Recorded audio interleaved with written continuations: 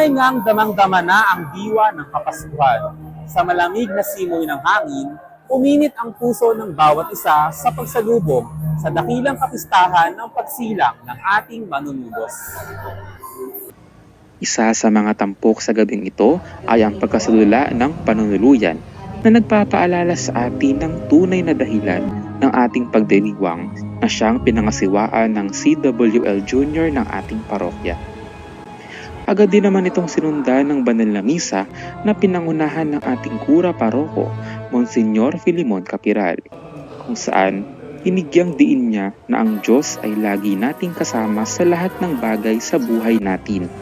At ang pagdiriwang natin ng Pasko ay paalala sa atin na hindi tayo iniiwan ng Panginoon.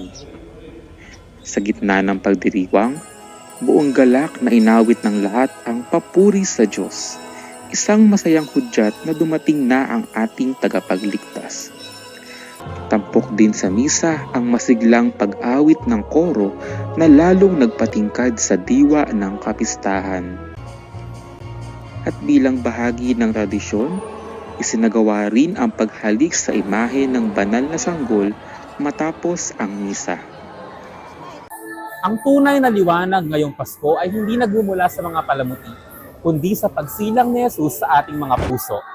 Nawa, ibaunin natin ang pagmamahal at kapayapaan sa ating mga tahanan ngayong araw ng Kapaskuhan. Sage Mapoy, nagbabalita sa Balitang Carmelo.